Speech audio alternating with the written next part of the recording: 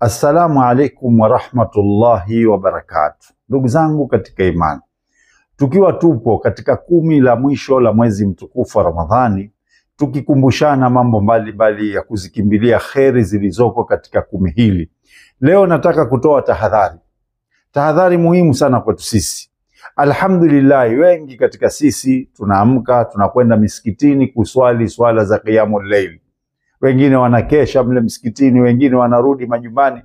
Lakini kinachosikitisha katika jambo hili ni kwamba wengine wanaenda misikitini kuswali swala za usiku za sunna, wanapomaliza tu wanaondoka, wanarudi nyumbani, ima kwa ajili ya kula daku, ima kwa ajili ya mapumziko. Halafu watu hao wanalala moja kwa moja bila kuswali swala ya faradhi ya alfajiri.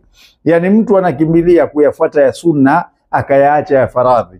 Haya ni makosa makubwa sana. Ikiwa wewe huwezi usingizi kiasi kwamba ukienda kuswali qiyamul layl hutoweza kuiswali swala ya alfajiri kwa wakati na kwa jamaa, basi acha kile kilichokuwa cha sunna, ufuate hiki cha faradhi. Mtume Muhammad sallallahu alayhi wa alihi wasallam katika hadithi iliyopokelewa na Abi Hurairah radhiyallahu anhu akizungumzia kuhusu swala ya alfajiri amesema, inna athqala salati ala almunafiqina, kwa hakika swala iliyokuwa ngumu kwa watu wanafiki, salatul ishai wa salatul fajr, ni swala ya isha na swala ya alfajiri. Yani mtu mnafiki kuiswali swala ya isha kwa wakati wake kwa jamaa, kuiswali swala ya alfajiri kwa wakati wake kwa jamaa, ni jambo zito sana kwake.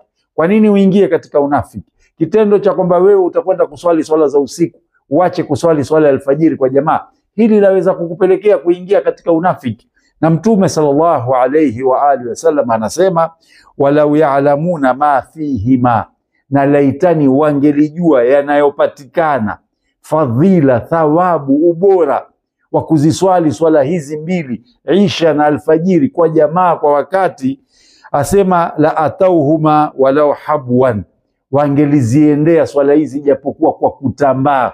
Yani mtu angelijua ubora wa swala hizi hata kama kwa kutambaa kwa magoti angelikwenda. Na katika hadithi nyingine iliyopokelewa na Bi Aisha radhiyallahu anha, mke wa Mtume Muhammad sallallahu alayhi wa alihi wasallam, anasema rak'at alfajri, rakaa 2 za alfajiri, khairun min ad-dunya wa ma fiha, ni bora kuliko dunia na kila kilichomo ndani ya dunia. Ndugu zangu katika imani, baadhi ya wanawachuo wanasema rakaa 2 hizi ni zile za kabla ya alfajiri. Sasa ikiwa rakaa 2 za kabla ya swala ya alfajiri ubora wake ni zaidi ya dunia na vilivyomo ndani, faradhi yenyewe ikoje? Usiache swala ya faradhi kwa kwenda kuswali swala za sunna. Ukijiona una usingizi mzito kiasi kwamba huwezi kuvumilia kuswali swala za usiku kisha ukaswali na alfajiri, basi bora uliache lile la sunna na ulifuate lililokuwa la lazima. Na muomba Allah subhanahu wa ta'ala atuongoze katika kuyafanya yaliyo mema, na Allah subhanahu wa ta'ala atuepushe na mabaya. Wakumbushe Waislamu, Allah atakulipa.